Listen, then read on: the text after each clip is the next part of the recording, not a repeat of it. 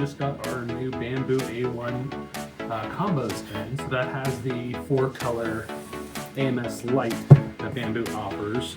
And lets you guys know, we generally have Creality printers that we use here, including the K2 Plus, the Ender 3 V3. We've got another Ender in the bottom, that's the SE. We've got a resin printer.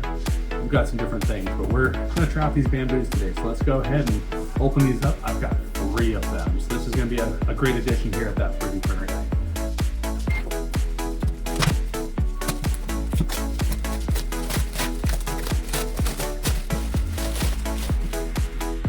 All right, so first things first, they got a nice little general presentation. At first, it looks like we have our Bambu build plate right on top, secured traditionally just to some cardboard. Set that aside for now. See, this is going to be our AMS system, which we actually went ahead and 3D printed the top mount system, which we'll put together in our next video for us. These are going to be for that AMS system.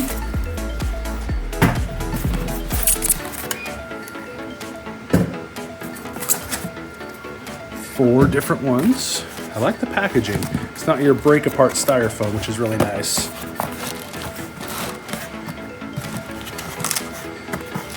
I'm gonna figure out which piece breaks apart next.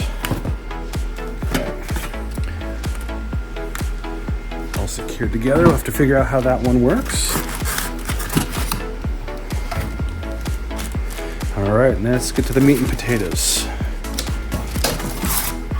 Last piece of our AMS, I believe.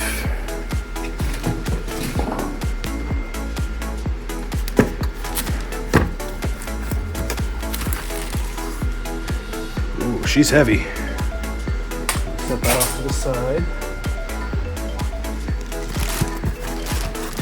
All right, we have emptied out the box. So we've got our Z-axis.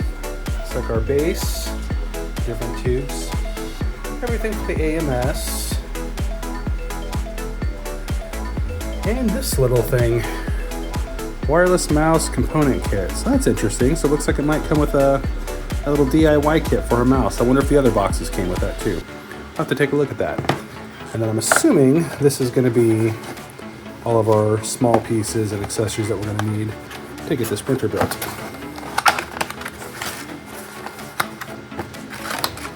Oh yeah. So we're going to have different greases, a couple of our Allen wrenches, our 3M white pads, lots of our little screws, some cutters, all those goodies. So in their instruction packet, they do have a couple different goodies here, including free premium models, warranty information. And the thing I was excited about was some of these stickers. Now I know with my Creality setups, they came with pretty solid stickers. These ones have a bit of transparency to it, which I actually really like that. So I'm kind of curious to see how they stick. And then of course our quick start guide, which we will be going through here shortly to make sure that we set it up properly.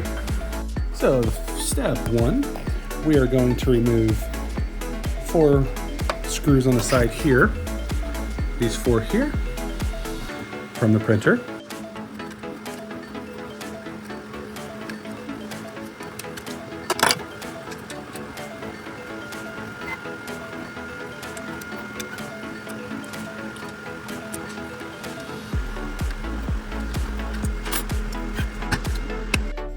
Step 2, we've already done. That's removing all the packing that was along our Z-axis there and all the different tapes. So we'll go ahead and move on to step 3, which is going to be the base house and the build plate.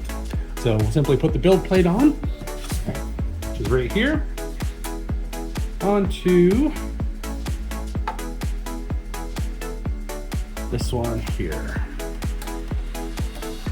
Don't know why that was so complicated, but all right.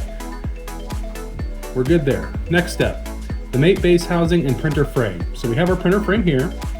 We're going to put the printer frame on the table as shown above, which we have here.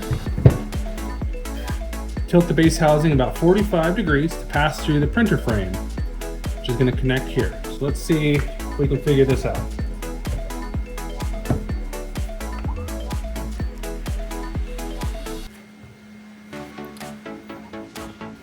so we're gonna go ahead and tilt up our system here, making sure we've got this little screen facing this way. At about 45 degrees, we'll slide it in, turn it flat, wiggle until we find just the right spot, and it slides right down, just like that. All right, our next step, slowly lower the base until it's flush, which we've done.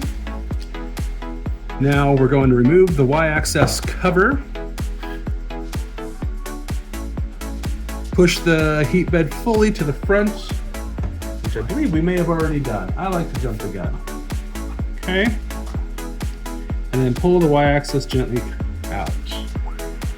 All right, so go ahead and pop up the Y cover. There's a little notch on it. And we'll go ahead and pull that forward. And that will loosen it. You can see the little notch that you'll look for is right about here. It's kind of hard to see, but when it's connected, you're good. It's got the little clip, just like that. Okay, install 10 ST3-23 screws for the base housing and the holes highlighted in green. Push the heat bed to the other side.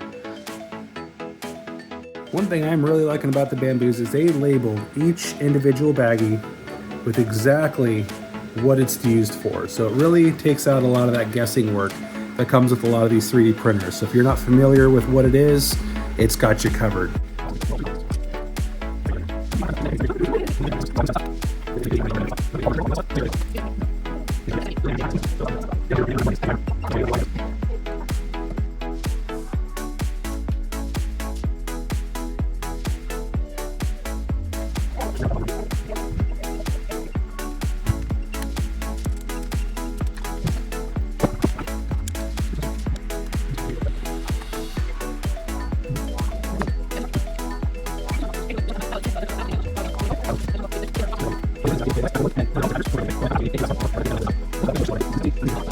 Part of the instructions.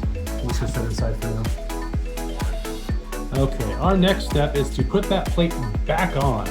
So it states, push the heat bed fully to the front end where the screen is located, just like this, and gently slide the Y-axis cover back into place. Make sure it aligns with the clip.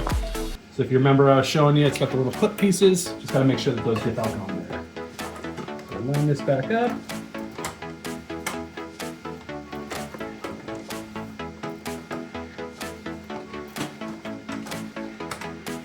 A couple of different clicks. I heard about 3 of them, so hopefully everything's on. Looks good on this side, nice and flush. We'll move on to the next step. All right, place on a table. Oh yeah, we kind of got that done. And then turn A1 90 degrees onto its rear, laying the edge on the table. Okay, so we want just like this, 90 degrees on the table. Okay. It's recommended to cover the table with cardboard. Too late. Okay, plug in cable box. So align the 2 clips on the cable box with the holes on the base housing. So this piece here, we're going to plug in right here. So it looks like it's just gonna go down, slide up.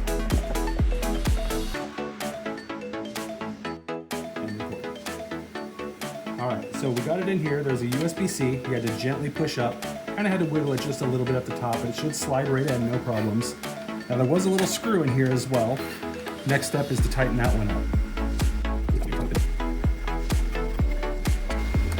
So now that that screw is in there, we need to go ahead and connect the 3 different cables. One is bundled up on the bottom here. They labeled it with your yellow tag.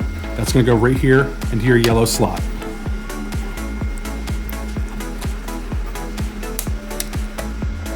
Push in nice and firm, make sure it's flush. Green, same thing. It's got a green tab, green spot, white tab, white spot. Now it does have the 2 little markers on the bottom here that you can see. Right there. Those 2 little tabs, that'll line up with some of the holes on the prong, so you can't do it any way wrong. It kind of keeps it dummy proof for you. Okay, so plug that one in nice and gentle, just like that. So now we want to go ahead and install our purge wiper. This one's got a little guided spot right here on the left side of our system. We're just gonna go and put that in and make sure it's pushed in all the way. So now it'll automatically, when we come around, it's going to click and swipe. It does have one single screw or purge wiper. Again, they labeled it really nicely. It's gonna go right underneath here.